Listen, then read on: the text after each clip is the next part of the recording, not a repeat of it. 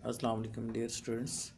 Hopefully आप ठीक होंगे। आज का बेसिकली जो आपसे तय हुआ था कि एक वीडियो बना के अपलोड की जाएगी जिसमें जो इम्पोर्टेंट आंसर क्वेश्चंस होंगे, जो इम्पोर्टेंट मल्टीपल चॉइस होंगे, उन सारों का जो एग्ज़ाम के हवाले से फरवरी के मिड में या मार्च के शुरू में आपके आ रहे हैं, तो उसको हम उसके हवाले से ये पेपर गाइडलाइन है। सबसे पहले हमारे पास जो आते हैं ये मल्टीपल चॉइस क्वेश्चन आते हैं जो 50 मार्क्स के आलमोस्ट होंगे एनाटॉमी के पेपर में। तो सबसे पहले जैसे यहाँ पे आपको नज़र आ रहा है, gluteus Maximus is the muscle of leg hip foot, यानी ग्लूटल मैक्सिमस जो है वो बेसिकली किसका मसल है। आप यहाँ पे लिखेंगे हिप, यानी कि ये बेसिकली हिप का मसल है, तो यहाँ पे आपने इसके ऊपर टिक कर देना है। फिर उसके बाद सेकंड नंबर पे अगर आप आ जाएं, orbicularis ओक्लाई muscle surrounds cheeks eye ear. जो ऑर्बिकुलरिस मसल है ये किसके अराउंड होता है? चीक्स के अराउंड होता है, आईज़ के अराउंड होता है, या ईयर के अराउंड होता है?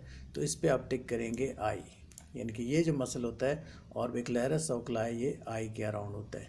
उसके बाद तीसरे क्वेश्चन पे आप आ जाएँ नेक्स्ट पे, ज़ाइगोमैटिस मेजर मसल फंक्शन, यानी कि जो ज़ाइगोमैटस मेजर मसल जो है उसका फंक्शन क्या है? ए है एंगर, बी स्माइल, सी हॉरर।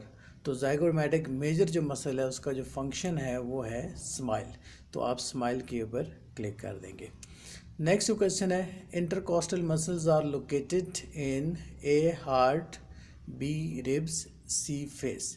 यानी कि जो इंटरकोस्टल मसल्स होते हैं वो कहाँ पे वाक़या होते हैं? पहले मैं आप लोगों को पढ़ा चुका था कि जो इंटरकोस्टल मसल्स होते हैं वो बेसिकली रिब्स के अंदर पाए जाते हैं, तो इसके ऊपर आपने टिक किसके कर देना है? रिब्स के ऊपर कर देना है। फिर उसके बाद नेक्स्ट जो है उसमें है, buccinator muscle is responsible for a smile, B chewing, C none. तो जो वैक्सीनेटर मसल है उसका क्या फंक्शन है? स्माइल है, च्यूइंग है, या दोनों नहीं है? तो इस पर च्यूइंग पे आप लगाएंगे, यानी कि जो वैक्सीनेटर मसल है इसका मेजर जो फंक्शन है वो च्यूइंग है, यानी कि खुराक को चुबाने में ये हेल्प आउट करता है। उसके बाद नेक्स्ट जो क्वेश्चन है वो ये है, musculocutaneous nerve is the nerve of a leg, B arm, C face. जो मस्कुलोक्यूटेनियस नर्व है ये बेसिकली नर्व किसकी है जी? लेग की है, आर्म की है, फेस की है। तो क्योंकि हमने तो पढ़ा था अपर लिम्ब में, हमने पढ़ा था, तो ये अपर लिम्ब नर्व में आता है, तो ये हमारे पास इस पे आप टिक करेंगे आर्म। तो मस्कुलोक्यूटेनियस नर्व जो है ये किसकी है जी? आर्म की है। उसके बाद नेक्स्ट क्वेश्चन पे आप आ जाएं, sural nerve is located in face, leg, foot. जो सुराल नर्व है वो किस एरिया में लोकेट होती है? हमने लोअर लिम्ब में पढ़ा था सुराल नर्व को, तो सुराल नर्व जो है आप इस पे टिक करेंगे लेग के ऊपर, कि सुराल नर्व किस तरफ लोकेटेड होती है? लेग की तरफ। उसके बाद नेक्स्ट जो क्वेश्चन है उसमें आप देख रहे हैं, popliteal nerve is on the back side of a neck, B knee, C none. तो जो पॉप्लिटियल नर्व है वो किसकी बैक साइड पे होती है? घुटने की बैक साइड पे होती है, नेक की बैक साइड पे होती है, या दोनों में के बैक साइड पे नहीं होती? तो ये भी हमने पढ़ा था, पॉप्लिटियल जो नर्व होती है ये बेसिकली ये जो आपका नी है इसकी बैक साइड पे होती है। उसके बाद पॉप्लिटियल नर्व बेसिकली यहाँ पे आप टिक करेंगे कि नी की बैक साइड पे होती है। उसके बाद नेक्स्ट पे आप आ जाए, olfactory nerve is responsible for a sense of smell, B facial expression, C none. तो जो फेशियल नर्व है जिसके ऊपर अभी मैं टिक कर रहा हूँ, ये ऑल्फैक्टरी नर्व जो है वो इसकी क्या रिस्पॉन्सिबिलिटी है? सेंस ऑफ स्मेल है, या फेशियल एक्सप्रेशन है, या इन दोनों में से नहीं है? तो ये जो बेसिकली ऑल्फैक्टरी नर्व्स है इसके ऊपर आपने टिक करना है सेंस ऑफ स्मेल के ऊपर, तो ये सेंस ऑफ स्मेल के लिए होते हैं। उसके बाद pineal gland is responsible for a laugh, B sleep, C none.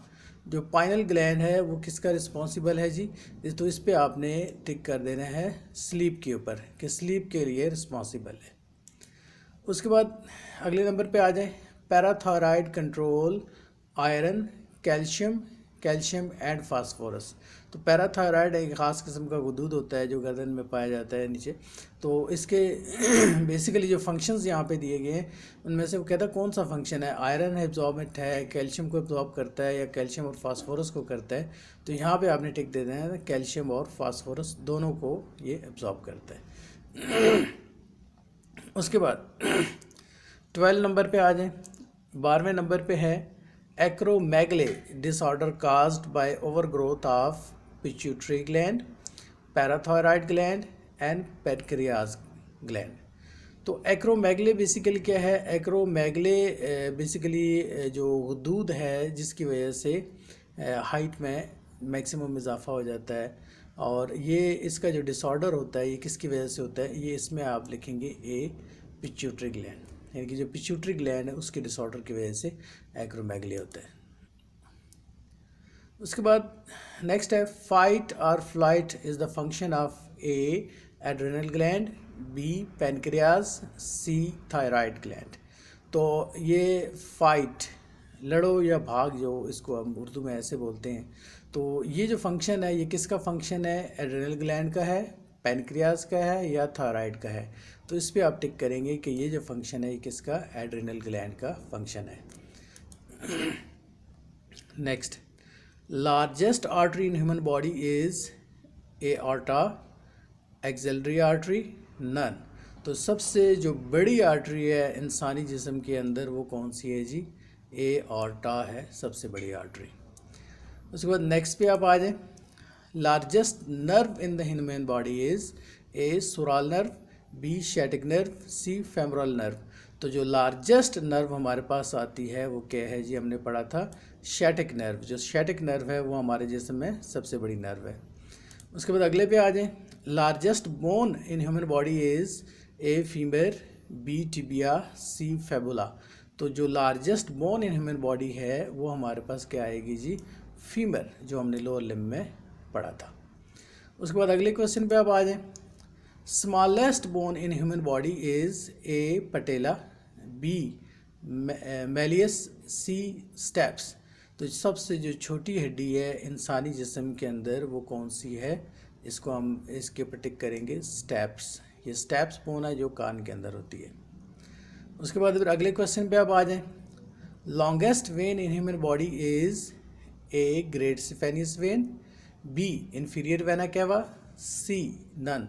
तो सबसे जो बड़ी लार्जेस्ट वेन है इंसानी बॉडी के अंदर उसके ऊपर क्या टिक करेंगे आप, ग्रेट जो सिफेनियस नर्व है इसके ऊपर आप टिक करेंगे। उसके बाद अगले क्वेश्चन पे आप आ जाएं। स्ट्रॉन्गेस्ट एनाल्जेसिक, ए नप्रोक्सन, बी ट्रामाडोल HCl, सी डाइक्लोफेनिक सोडियम। तो स्ट्रॉन्गेस्ट एनाल्जेसिक कौन सा होता है, जो सबसे ज़्यादा स्ट्रॉन्ग मेडिसिन होती है दर्द को कंट्रोल करने के लिए, वो नेप्रोक्सन है, ट्रामाडोल है या डाइक्लोफेनिक सोडियम है। तो इस पे आप किस पे ऊपर करेंगे, ये ट्रामाडोल HCl जो है ये स्ट्रॉन्गेस्ट एनाल्जेसिक है। उसके बाद नेक्स्ट जो क्वेश्चन है, pericardium is the outer layer of a lungs, B heart, C brain. जो पेरिकार्डियम लेयर है वो किसकी आउटर लेयर है, लंग्स की है, हार्ट की है या ब्रेन की है। तो इस पे आप सबसे पहले जो है ना ये जो हार्ट है इसके ऊपर क्लिक करेंगे कि ये हार्ट के इर्द गिर्द होती है। नेक्स्ट क्वेश्चन है, responsible of blood clotting, blood clotting के रिस्पॉन्सिबल कौन सी चीज़ है, RBCs होती है, प्लेटलेट्स होते हैं या WBCs होते हैं। तो इसमें हमने पढ़ा था कि जो रिस्पॉन्सिबल ऑफ ब्लड क्लॉटिंग यानी कि ब्लड क्लॉटिंग के जो रिस्पॉन्सिबल्स होते हैं वो क्या होते हैं, प्लेटलेट्स होते हैं। Next question, nephron is the basic unit of a liver, B kidney, C heart. जो नेफ्रॉन्स हैं वो किसका बेसिक यूनिट है, हमने पढ़ा था कि किडनी का बेसिक यूनिट जो है वो क्या होता है, नेफ्रॉन होता है। Benzyl peroxide is used for the treatment of A skin, B stomach, C none। जो फार्मूलेशन हमने मेडिसिन में पढ़ी थी उसको अगर आप गौर से देखें तो बेंजाइल पेरोक्साइड हमने एक पढ़ा था फार्मूला। तो बेंजाइल पेरोक्साइड किसकी ट्रीटमेंट के लिए यूज़ होता है जी, स्किन की ट्रीटमेंट के लिए यूज़ होता है। उसके बाद आप आ जाए नेक्स्ट नंबर पे, COX-2 inhibitor are A antibiotic, B analgesic, C antihistamine. तो COX-2 इनहिबिटर हमने पढ़ा था, COX-1 और COX-2 इनहिबिटर ये बेसिकली स्वेलिंग को रिड्यूस करते हैं पेन के साथ। तो ये एंटीबायोटिक्स में भी नहीं आते, ये एंटीहिस्टामिन यानी एंटी एलर्जिक में भी नहीं आते। तो ये जो मेडिसिन है COX-2 इनहिबिटर जो होती है ये एनाल्जेसिक्स में आते हैं, जो दर्द की दवाइयाँ होती हैं उनमें आते हैं। तो इस पे आपने टिक कर देना है एनाल्जेसिक्स के ऊपर। Next question, ACE inhibitor widen artery, muscle relaxant, none. जो ACE इनहिबिटर्स होते हैं यानी कि ये बेसिकली ACE इनहिबिटर्स वो मेडिसिन होती हैं जो हाई ब्लड प्रेशर में या कोलेस्ट्रॉल लेवल हाई होता है तो उसमें दी जाती हैं। तो इसका फंक्शन क्या है कि ये वाइडन द आर्टरी, ये आर्टरीज़ को क्या करती है, वाइड करती है, खुला करती है आर्टरीज़ को। उसके बाद नेक्स्ट क्वेश्चन पे आ जाएं, IM स्टैंड्स फॉर, IM किसके लिए स्टैंड करता है, A intramuscular, B intravenous, C none. तो ये बेसिकली इंजेक्शन होता है जो इंट्रामस्कुलर दिया जाता है, तो इस पे आपने टिक कर देना है इंट्रामस्कुलर इंजेक्शन। नेक्स्ट पे आ जाए, IV stand for intravenous, intramuscular, none.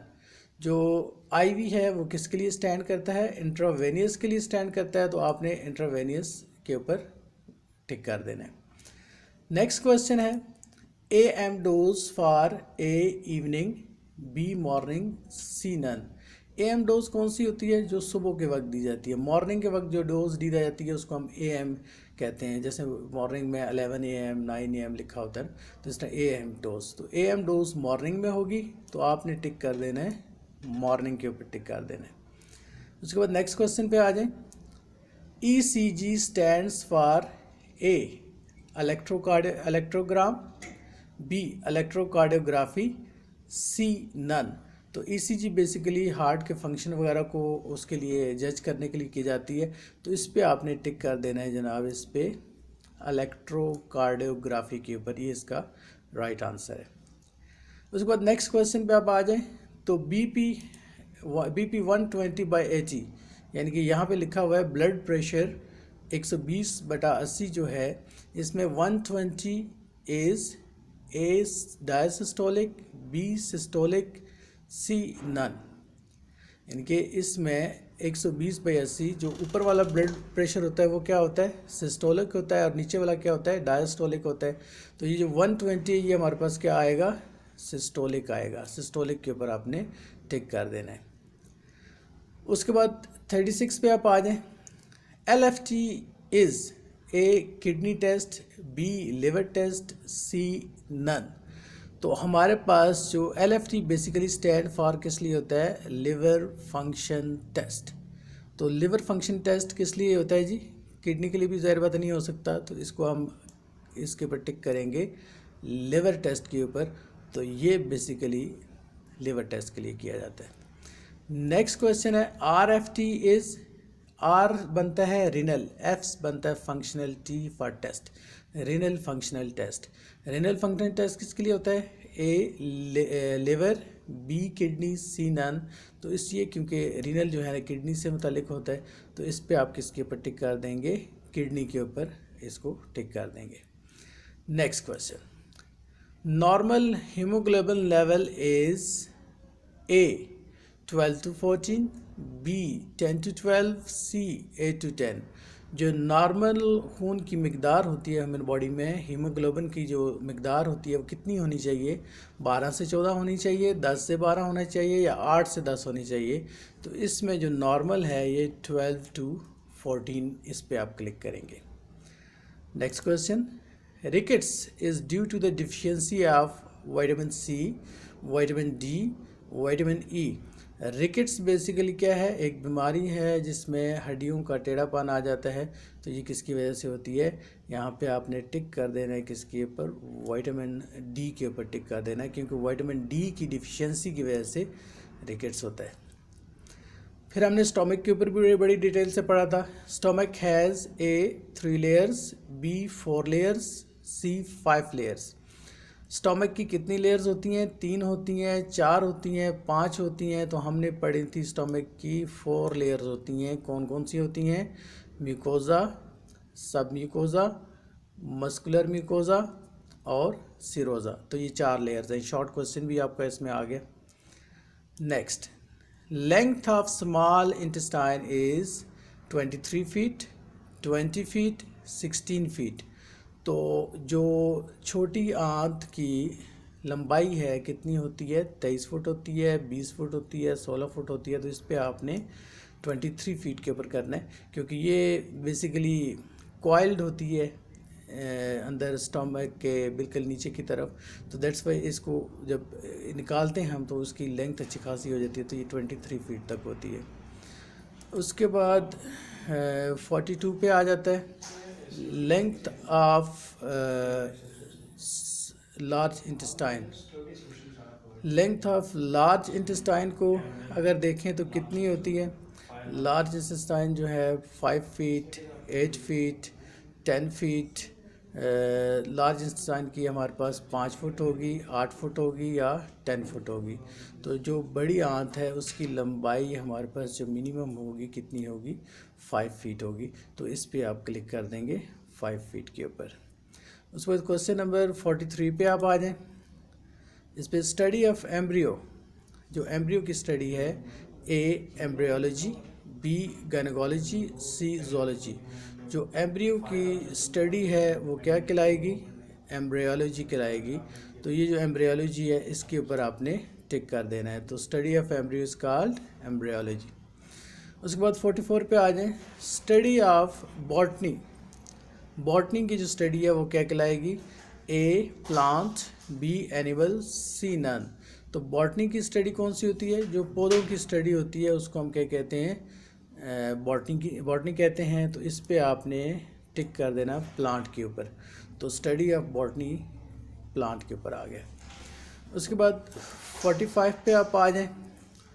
45 पे क्वेश्चन है जी, salivary glands are located in A cheeks, B kidney, C liver. जो सलेवरी ग्लैंड्स होते हैं वो कहाँ पे वाक़ होते हैं जी? चिक्स के अंदर। तो इसके ऊपर आपने टिक कर देना है चिक्स। उसके बाद एंजाइम्स के ऊपर आ जाएं। एंजाइम्स के बारे में हमने पढ़ा था। Enzymes act as catalyst, catalyst के तौर पर काम करते हैं, मददगार होते हैं बेसिकली। तो यहाँ पे वही क्वेश्चन है उससे रिलेटेड है। Enzymes act as A catalyst, B energy booster, C none. तो इसमें हमने किसके ऊपर टिक करना है? कैटलिस्ट के ऊपर। तो एंजाइम्स क्या है? कैटलिस्ट के तौर पर एक्ट करता है। Next question, bile produce in. Bile जो है वो कहाँ पे प्रोड्यूस होता है जी? ए लिवर, बी स्टमक, सी पैनक्रियाज। तो बाइल चूँकि प्रोड्यूस होता है लिवर के अंदर तो आपने टिक कर देना है लिवर के ऊपर। Next question, ileum is a part of A small intestine, B large intestine, C none. तो यहाँ पे आप क्लिक कर देंगे स्मॉल इंटेस्टाइन का हिस्सा है बेसिकली इलियम। नेक्स्ट आप आ जाएं। लंग्स के अंदर कितने मिलियन एल्वुलाई होते हैं ये पूछ रहा है। Lungs contain 300 million alveoli, 400 million alveoli, none. तो लंग्स के अंदर जो एल्वुलाई होते हैं यहाँ पे आपने टिक करना है 300 मिलियन एल्वुलाइज। तो लंग्स कितने कंटेन करते हैं जी? तकरीबन राउंड अबाउट 300 मिलियन एल्वुलाई करते हैं contain. Next question is called master gland. हमने ग्लैंड्स को बड़ी डिटेल में पढ़ा था। उसमें पिट्यूटरी ग्लैंड भी था, पैनक्रियाज भी था, थायराइड था, पैराथायराइड था। तो वो ग्लैंड जो मास्टर ग्लैंड कहलाता है वो हमने क्या पढ़ा था? Pituitary gland. तो जो यहाँ पे लिखा है इज कॉल्ड मास्टर ग्लैंड, तो आपने किस पे टिक कर देना है? पिट्यूटरी के ऊपर आपने टिक कर देना है। उसके बाद 51 पे आप आ जाएं। Number of cervical vertebra are A6, B7, C8। जो सर्वाइकल वर्टिब्रा की टोटल तादाद है कितनी होती है? क्योंकि सर्वाइकल वर्टिब्रा बेसिकली जो गर्दन के अंदर मोरे होते हैं उनको हम कहते हैं, और इनकी तादाद 7 होती है। तो यहाँ पे आप क्या कर देंगे, 7 के ऊपर क्लिक कर देंगे। उसके बाद आ जाए नेक्स्ट पे, लैक्रिमल ग्लैंड प्रोड्यूसेस ए टीयर, बी सलाइवा, सी नन। तो जो लैक्रिमल ग्लैंड के बारे में हमने पढ़ा था, तो lacrimal gland basically lacrimal bone के बिल्कुल नीचे होते हैं, और इनका फंक्शन क्या होता है, टीयर्स, यानी कि जो बेसिकली आंसू आते हैं वो उनका फंक्शन क्या है, लैक्रिमल ग्लैंड है जो टीयर्स प्रोड्यूसेस करते हैं। नेक्स्ट क्वेश्चन है जी, knee cap is also called. हमने एक शॉर्ट क्वेश्चन भी पढ़ा था जिसमें हमने नी कैप, स्कल कैप को भी डिस्कस किया था। तो इसी तरह नी कैप, जिस तरह स्कल कैप के नाम है, इसी तरह नी कैप को भी हम डिफरेंट नाम से पुकारते हैं। Knee cap is also called A patella, B skull cap, C none. तो स्कल कैप का जो दूसरा नाम है नी कैप का, वो क्या है, पटेला। तो आप इसके ऊपर पटेला के ऊपर टिक कर देंगे। उसके बाद नेक्स्ट क्वेश्चन है, menstrual cycle of human female is 27 days, 28 days, 30 days, none. तो इसके ऊपर आपने टिक करना है 28 डेज जो नॉर्मल साइकिल होता है। उसके बाद आ जाए नोविडेट। हम एंटीबायोटिक्स के ऊपर आ जाते हैं जो हमने पढ़ी थी। Novidat belongs to A quinolone group, B amino acids group, C analgesic group. तो नोविडेट बेसिकली क्या है, सिप्रोफ्लॉक्सासिन है, और सिप्रोफ्लॉक्सासिन किस से बिलोंग करती है, क्विनोलोन से। यहाँ पे 3 दिए गए हैं। क्विनोलॉन्स बेसिकली एंटीबायोटिक्स में आते हैं, अमाइनो एसिड एनर्जी बूस्टर्स में आ जाते हैं, और एनाल्जेसिक दर्द की दवाइयों में आ जाते हैं। तो नोविडेट जो है ये क्विनोलॉन्स के साथ है, तो इस पे आपने टिक कर देना है क्विनोलॉन्स के ऊपर। उसके बाद आ जाए 56 पे। 56 पे अगर आप आएँ तो 56 पे हमारे पास है, plantaris muscle is located, A foot, B leg, C arm. तो जो हमारे पास प्लैंटारस मसल है वो कहाँ पे वाक़ होता है, ये लेग के बिल्कुल टिबिया की बैक साइड पे लेग का एक छोटा सा मसल होता है जिसको प्लैंटारस मसल कहते हैं। इसके ऊपर आपने टिक कर देना है लेग के ऊपर। उसके बाद 57 पे, extensor digitorum brevis is located on the dorsal surface, anterior surface, plantar surface. तो ये एक्सटेंसर डिजिटोरम जो मसल है ये किस तरफ वाक़ होता है, तो इस पे आपने टिक करना है डॉर्सल सरफेस। यानी कि ये बेसिकली जो डॉर्सल सरफेस होती है फुट की, उस साइड पे ये मसल वाक़ होता है। इसको हम कहते हैं एक्सटेंसर डिजिटोरम ब्रेविसा मसल। इसके अलावा हमारे पास आ जाते हैं कुछ शॉर्ट क्वेश्चंस आ जाते हैं। शॉर्ट क्वेश्चंस में कुछ वैसे ही आपको मैं थोड़ा सा बता देता हूँ सारी चीज़ें। शॉर्ट क्वेश्चंस में अगर हमारे पास आ जाए तो उसमें first of all school cap को अगर हम देखते हैं यहाँ पे, स्कल कैप के जो बेसिकली नाम है उसको हम यहाँ पे करते हैं। सबसे पहला नाम इसका आ गया स्कल कैप, सेकंड नंबर पे क्लेवेरिया, और जो तीसरा नंबर है वो आएगा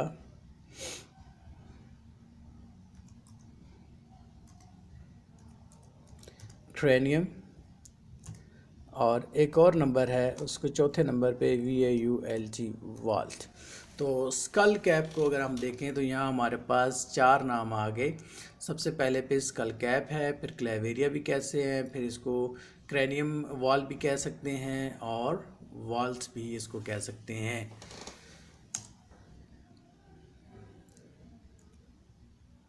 अच्छा जी, उसके बाद हम नेक्स्ट क्वेश्चन पे आ जाते हैं। स्टमक की कितनी लेयर्स हैं, हमने डिस्कस किया था। स्टमक की 4 लेयर हैं। नंबर 1 पे क्या आएगी, mucosa,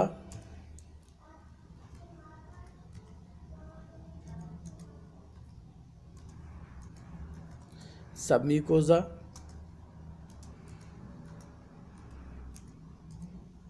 muscular mucosa, सीरोजा।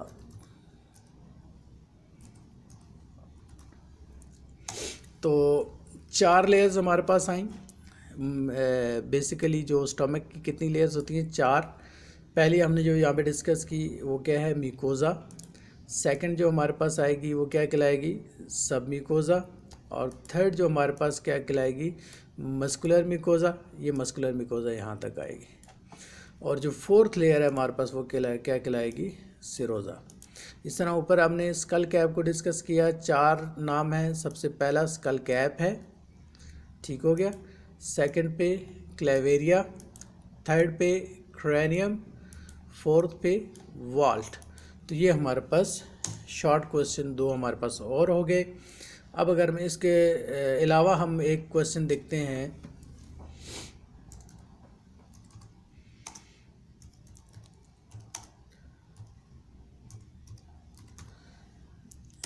Upper limb bones का क्वेश्चन है। उसमें आपने अपर लिम्ब बोन्स के नाम लिखने हैं, वो मैं यहाँ पे लिख देता हूँ। क्लेविकल है,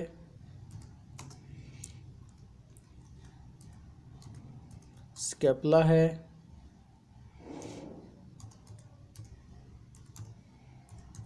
ह्यूमरस है, रेडियस है, अल्ना है। तो क्वेश्चन है write down the name of upper limb bones. Upper limb bones के जो है ना वो लिस्ट में जो आती हैं उनके नाम लिखने हैं आपने। तो आपने सीक्वेंस में लिख देना है। पहले नंबर पे क्या लिखना है? क्लेविकल। दूसरे पे क्या लिखना है? स्कैपुला। तीसरे पे क्या लिखना है? ह्यूमरस। चौथे पे क्या लिखना है? रेडियस। और 5वें पे क्या लिखना है? अल्ना। उसके बाद नेक्स्ट क्वेश्चन पे आ जाएं। LOWER, lower limb bones. Lower limb bones में हम सबसे पहले जो डिस्कस करेंगे फीमर,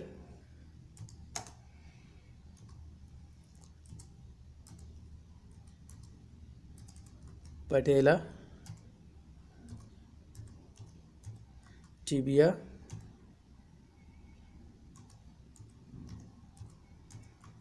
फेबुला।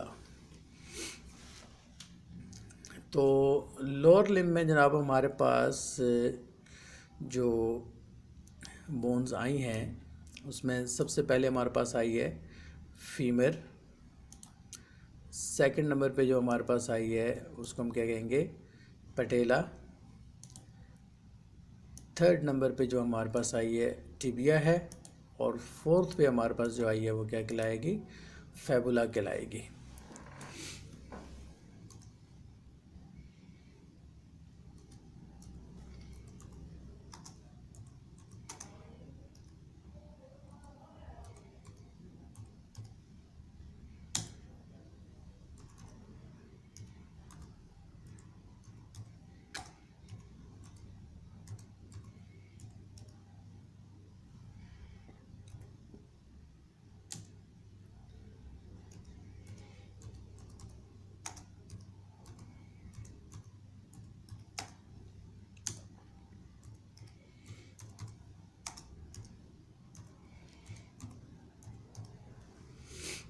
अब आ जाएं नेक्स्ट क्वेश्चन के ऊपर। Types of neurons. तो क्वेश्चन आएगा टाइप्स ऑफ न्यूरॉन्स कितनी हैं? तो उसमें आपने 3 टाइप्स लिखनी है। सबसे पहली जो टाइप है उसको हम क्या कहेंगे? Sensory neuron. सेकंड टाइप जो होगी वो क्या कहलाएगी? Motor neuron. और जो थर्ड वन होगी वो क्या कहलाएगी? Inter neuron. तो ये हमारे पास बेसिकली 3 टाइप्स के न्यूरॉन्स हैं, सेंसरी न्यूरॉन, मोटर न्यूरॉन और इंटर न्यूरॉन। उसके बाद फिर जो नेक्स्ट क्वेश्चन आएगा वो क्या आता है? टाइप्स ऑफ मसल्स, मसल्स की कितनी टाइप्स हैं? सबसे पहले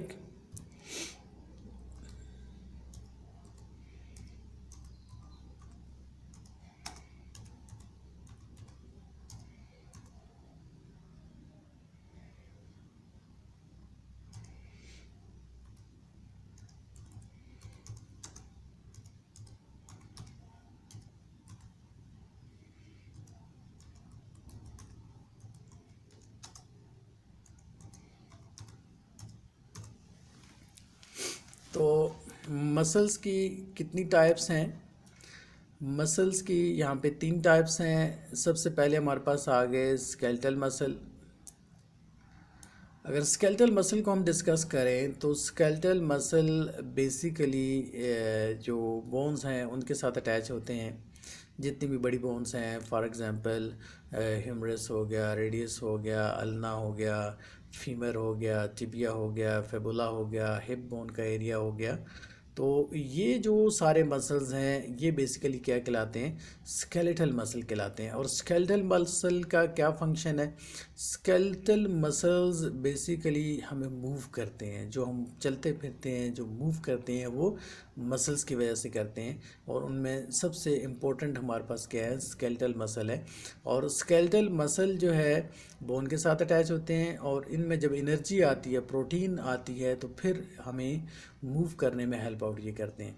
एक चीज़ मैंने पहले भी आप लोगों से डिस्कस की थी कि देखें, जब हम खुराक खाते हैं, जो प्रोटीन होती है वो जाके हमारे मसल्स में स्टोर होती है। और जब वो प्रोटीन स्टोर हो जाती है मसल्स के अंदर, तो फिर हम यूटिलाइज़ करने के लिए मूव करते हैं। इन केस अगर हम मूव नहीं करते, मूवमेंट नहीं करते, तो वो मसल क्या, वो प्रोटीन क्या होती है? टॉक्सिक मटेरियल में कन्वर्ट हो जाती है। और जब वो प्रोटीन टॉक्सिक मटेरियल में कन्वर्ट होगी, मसल क्या हो जाएंगे? लीदल हो जाएंगे, सुस्त हो जाएंगे मसल। तो फिर मूव नहीं कर सकेंगे। तो स्केलेटल मसल का काम क्या है? ये बेसिकली मूवमेंट है, यानी कि जो हम मूव करते हैं वो किसकी वजह से करते हैं? स्केलेटल मसल की वजह से करते हैं। सेकंड नंबर पे हमारे पास और स्केलेटल मसल कहाँ पाए जाते हैं? ये बोन्स के अंदर पाए जाते हैं। अब सेकंड मसल पे आ जाएं। सेकंड जो टाइप है मसल्स की, उसको हम कहते हैं स्मूथ मसल्स। स्मूथ मसल्स को हम यूँ समझ लें कि नर्म टाइप के जो मसल्स होते हैं वो कह सकते हैं। स्मूथ मसल्स की लोकेशन कहाँ पे वाक़ होती है? स्मूथ मसल्स आप कह लें कि जो खुराक की नाली है उसके अंदर स्मूथ मसल पाए जाते हैं। अब खुराक की नाली की जो मूवमेंट होती है, पहले भी मैंने आप लोगों को बताया था कि पेरिस्टाल्टिक मूवमेंट होती है। तो जो पेरिस्टाल्टिक मूवमेंट होती है उसकी वजह से फूड जो है ट्रैवल करता है नीचे स्टोमक की तरफ। तो वो जो मूवमेंट होती है वो भी मसल की वजह से होती है, स्मूथ मसल्स की वजह से। फिर स्टोमक के अंदर जो मसल्स हो गए, जो किडनी के अंदर मसल हो गए, जो ओवरीज के अंदर मसल हो गए, जो प्रोस्टेट ग्लैंड के अंदर मसल्स हो गए, जो सांस की नालियों के अंदर जो मसल्स हो गए, ये सारे किस में आते हैं? स्मूथ मसल्स आते हैं। और ये जो हमारे इंटरनल पार्ट्स हैं, इंटरनल ऑर्गन्स हैं बॉडी के, उसको मूव करने में हेल्प आउट करते हैं। उसके बाद आ जाएं तीसरे नंबर पे।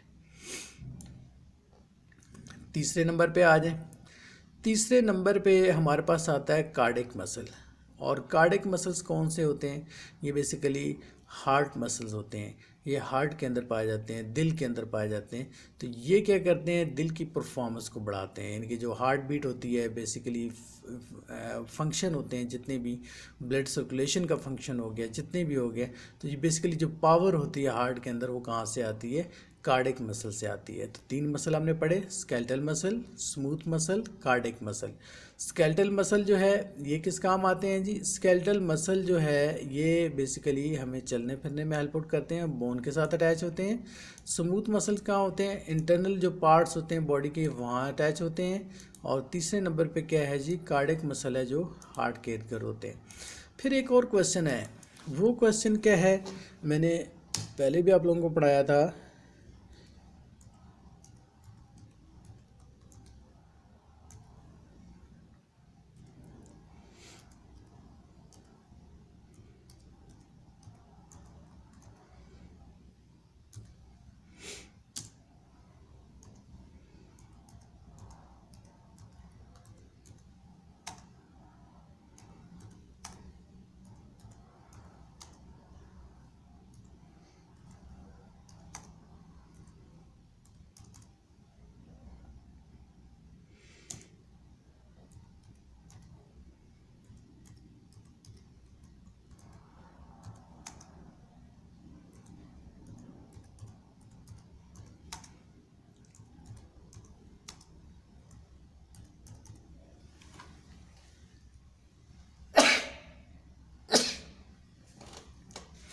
नेक्स्ट क्वेश्चन आता है differentiate between voluntary and involuntary actions. आप डिफरेंशिएट करें किसको, वॉलंटरी और इनवॉलंटरी एक्शंस को डिफरेंशिएट करें।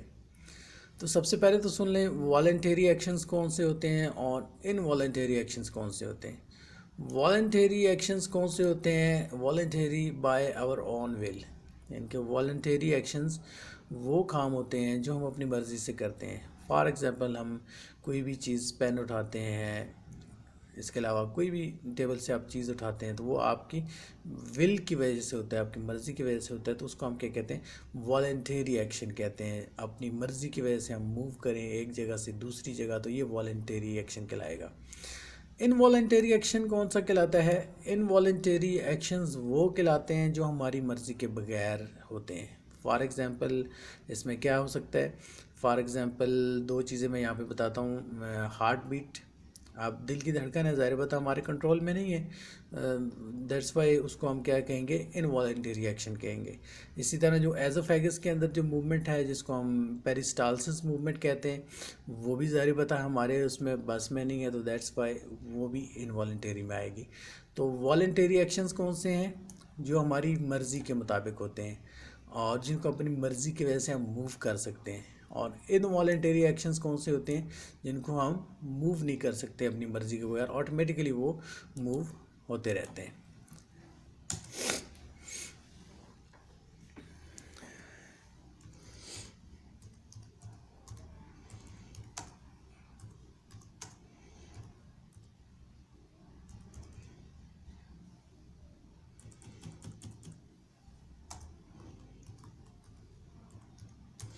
नेक्स्ट क्वेश्चन आ जाता है definition of anatomy.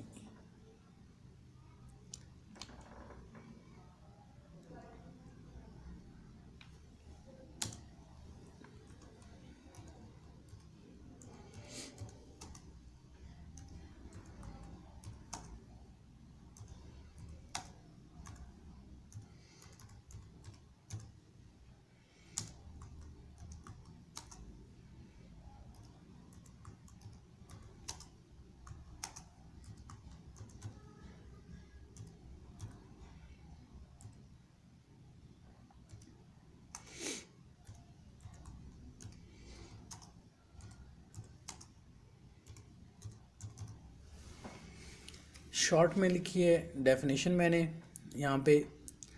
Anatomy means dissection, यानी बेसिकली एनाटॉमी की अगर डेफिनेशन आप लिखें तो क्या होगी, anatomy means to dissect any part of the body for the study purpose. तो कोई पार्ट ऑफ बॉडी जिसको हम डायसेक्ट करते हैं, उसको चीर फाड़ करते हैं, तो उसकी स्टडी को हम क्या कहते हैं, एनाटॉमी कहते हैं। और एनाटॉमी जो है दो ग्रीक वर्ड से निकला है, ana means a part and tomy means to cut, यानी कि बॉडी का वो हिस्सा जो हम काटते हैं स्टडी करने के लिए, उसको हम क्या कहेंगे, एनाटॉमी कहेंगे। अब इसकी आगे ब्रांचेस ऑफ एनाटॉमी आ जाती हैं मुख्तलिफ। अब उन ब्रांचेस को हम वन बाई वन तो नहीं करेंगे, जो इम्पोर्टेंट है वो मैं यहाँ पे डिस्कस करता हूँ। फॉर एग्जांपल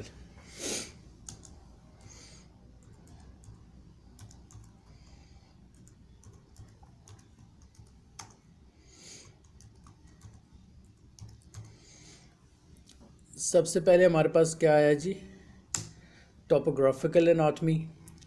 टोपोग्राफिकल एनाटॉमी कौन सी होती है, या इसको आप सरफेस एनाटॉमी भी बोल सकते हैं।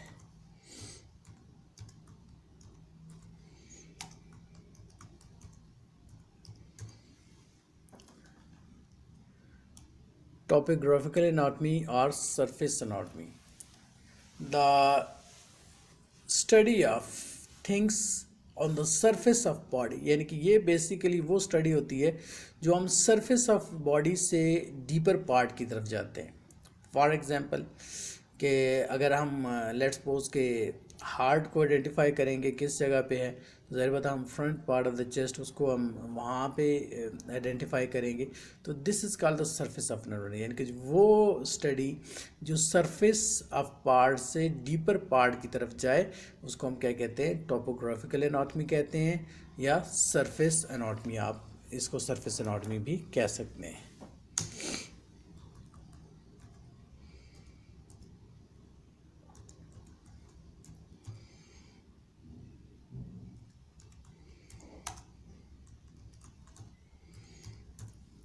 फिर एक और आता है हमारे पास, उसको हम कहते हैं रेडियोग्राफिकल एनाटॉमी। रेडियोग्राफिकल एनाटॉमी कौन सी होती है? Study of X-ray is called radiographical anatomy. ये बेसिकली वो स्टडी होती है जो एक्सरे की स्टडी होती है, उसको हम क्या कहते हैं, रेडियोग्राफ कहते हैं या रेडियोग्राफिकल एनाटॉमी उसको आप कहेंगे। फिर एक और हमने डिस्कस कर लिया, वो हमने embryology.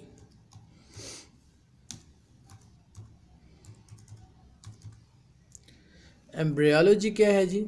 Study of embryo is called embryology, यानी कि एम्ब्रियोलॉजी में बेसिकली हम मुख्तलिफ़ किस्म की स्टडी करते हैं एम्ब्रियो के बारे में कि उसका जस्टेशन पीरियड कितना है, उसके डेज़ के बारे में, उसकी डेवलपमेंट के बारे में, उसकी पार्ट्स ऑफ द बॉडी की डेवलपमेंट के बारे में जो स्टडी करते हैं उसको हम क्या कहते हैं, एम्ब्रियोलॉजी कहते हैं। ये कुछ क्वेश्चंस ये मैंने आपको दिए हैं, ये आप लोग सारे तैयार करें और इंशाल्लाह फिर अभी दूसरे लेक्चर में मैं आपको मज़ीद चीज़ें जो डायग्राम कैसे बनाते हैं उसके बारे में हम आप डिस्कस करेंगे इंशाल्लाह। जज़ाकल्लाह।